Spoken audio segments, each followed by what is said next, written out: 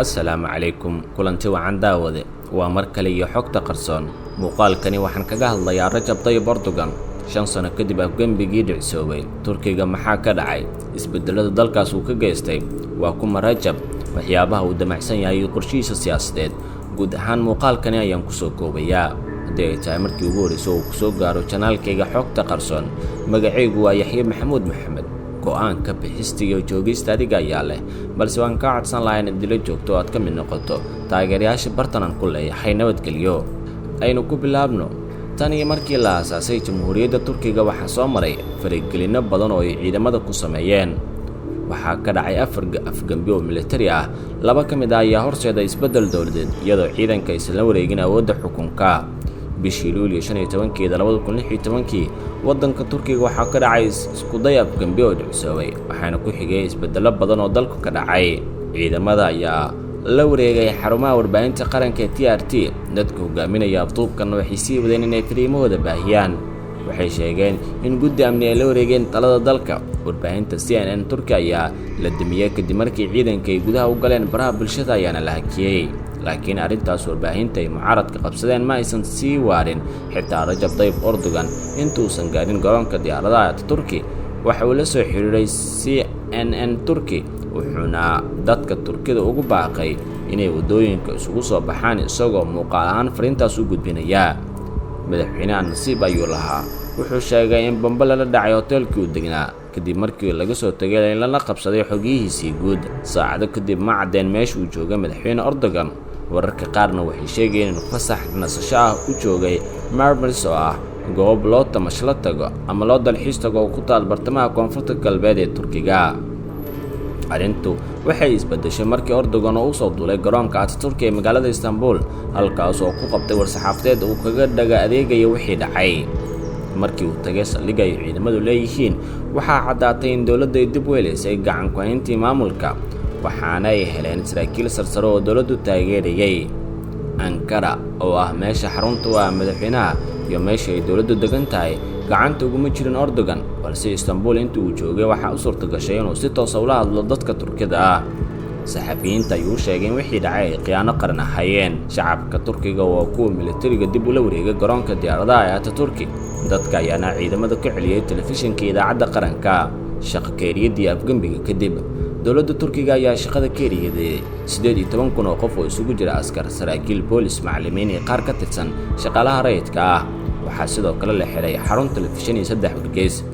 waxaa shaqo ka tirista ugu dambeysay oo xukuumadda sameeyso kadib afgembigii dhicsoobay bishii July sanadkii 2016 kaas oo mas'uuliyiinta dalkaas ay ku eedeynayeen wadaadka fadhigiisu yahay Mareykanka ee Fethullah Gulen dawladda Turkiga ayaana ku eedeynaysa dadka shaqada laga eriyay inay xiriir la leeyihiin kooxaha argagixisa kala bar dadkaas waa saraakiil boolis ah 3 meelood meelna waa xubno ka tirsan ciidamada qalabka sida in ka badan 125,000 oo qof ayaa shaqada laga eriyay tan isku dayga afgembiga kaas oo sabab u noqday in dalkaas lagu soo rogo xaalad degdeg ah dadkii dhalisanaa siyaasadda madaxweyne Erdogan ayaa sheegaya in awoodaha loo adeegsaday in si ballaaran loogu wiiqo mucaaradka dadka dhalisanaa siyaasadda madaxweyne Erdogan ayaa sheegaya in awoodaha loo adeegsaday in si ballaaran loogu wiiqo mucaaradka haddaba kordhintiisii awoodda madaxweynaha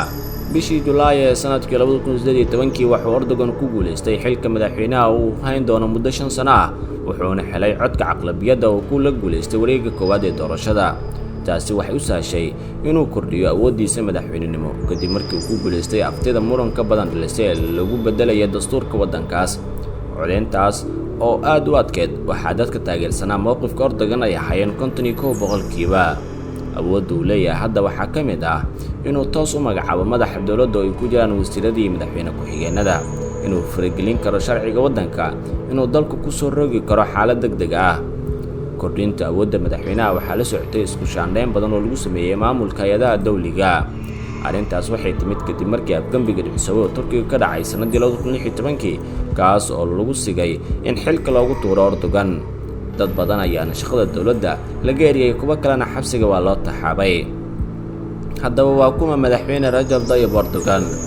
Rajab Tayyip Erdogan oo dhashay bishii Febraayo sanadii 1954 waa wiilka nin ka mid ahaa ilaalada xeebaha dalkaas oo ka howlgali jiray xeebta uu Turkigu ku leeyahay badda madow markay da'diisu gaartay 13 sano. Aabihiisa waxa uu go'aansaday inuu u guuro magaalada Istanbul isagoo markaas rajeynaya inuu shantiisa carruurta ay yeeshaan mustaqbal fiican.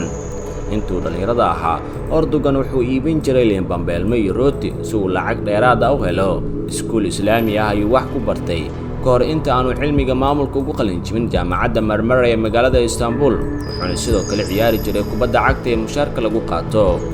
intii u dhaxaysay 1970 ilaa 1980 wuxuu ku jiray ururada Islaamiga wuxuuna xubin ka ahaa xisbiga Necmettin Erbakan. 1994 ilaa 1998 waxa uu ahaa duqa magaalada Istanbul ilaa markii militariga awoodda xog ku qabsadeen isla markaana la mamnuucay xisbigiisa. sanadkii 1999 wuxuu xabsi ku jiray muddo 4 bilood kadib markuu meel fagaaraha ka aqriyay gabay qarinimo doon ah oo beedadka ku jiray gabaygaas uu ka mid ahaa masaajidyada waa xeryaheena military. bishii Agoosto ee sanadkii 2001 waxa uu aasaasay xisbiga AKP Party isagoo garab ka helaya Abdullah Gül oo markaas ay isbahaysanayeen. 2002 ilaa 2003 AKP wuxuu ku guuleystay aqlabiyadda doorashada baarlamaanka. Erdogan ayaana loo magacaabay ra'iisul wasaare. bishii Juun 2013 waxay ciidamada amnigu u adeegsadeen mudaharaadyaal isku dayayeen inay beerta cagaaran ee Gezi Park ka hor istaagaan mashruuc dhismo oo dowladdu ka sameynaysay. bishii December 2013 fadeexad weyn oo musuqmaasuq ayaa ku soo baxday dowladdiisa. 3 wiil oo ay dhaleen wasiiro ayaa la xiray. Erdogan wuxuu arrintaas ku eedeeyay Golan kooxiisa. bishii Agoosto 2014 wuxuu noqday madaxweyne kadib Turkiga markay ka dhacday doorashadii ugu horeysay abad ee toos loogu dooranayay madaxweyne. bishii July 2016 waxa uu ka badbaaday afgambi military oo lagu sameeyay ciidanka dhexdooda. bishii Abriil 2017 wuxuu guul ka gaaray afti qaran oo ku kordhisanaya awoodaha madaxweynaha. guulihiisa siyaasadeed ee Erdogan bilihii la soo dhaafay madaxweyne Erdogan wuxuu xoogga saaray inuu sare u qaado xuduudda military ee Turkigu ku leeyahay dibadda. arrintaas waxay ka careysiisay wadamo badan oo ay ku jiraan kuwa Yurub iyo xulafada ay ka wada tirsan yihiin isbahaysiga NATO. militariga waxay ku lug leeyihiin dagaalada ka socda Liibiya iyo Suuriya. si dadban waxay ugu lug leeyihiin dagaalada gobolka Nagorno-Karabakh oo ay isku hayaan dalalka Armenia iyo Azerbaijan. ciidamo ka tirsan kuwa Turkiga ayaa dhoolatus military la sameeyay kuwa waddanka Azerbaijan dhowr isbuuc ka hor intuusan qarxin dagaalkii cuslaa ee u dhexeeyay Armenia iyo Azerbaijan. dhulka lagu dirirayo waxa caalami ahaan lagu aqoonsan yahay inuu ka tirsan yahay Azerbaijan. qowmiyadda la yiraahdo Turki Azerbaijanis ayay dhaqan ahaan isu dhow yihiin Turkida. gobolka lagu dagaalamay saliidda hodanka ku ah wuxuu dhoomo saliidda dhoofiya sii marsiiyaa gudaha Turkiga. laakiin Raashka ayaa ayaguna sidoo kale muddo qarniyaha gobolkaas ka dhigay mid saameyn weyn ku leeyahay. marka la eego arrimaha ka taagan gobolka oo ay labada wadan isku haystaan si guudna loogu yaqaan Caucasus, Liibiya iyo Suuriya, ujeedooyinka oo Mr. Erdogan leeyahay waxay ka hor imaanayaan danaha madaxweynaha Raashka Vladimir Putin. kheyraadka gaaska oo ugu kaydsan bariga Mediterranean-ka wuxuu qayb ka yahay ujeedooyinkooda Mr. Erdogan. ha yeeshee danahaas wuxuu ka soo horjeedaa dowladaha Qobrus iyo Greega oo labaduba xubin ka ah midowga Yurub. taasina waxay sabtay in digniino culus ay ugu imaadaan dhinaca Yurub. guud ahaan muuqaalkeeni Turkiga iyo sidoo kale Rajab Tayyip Erdogan aynu ugu hadlaynay waa naga intaas. nabadgelyo daawada.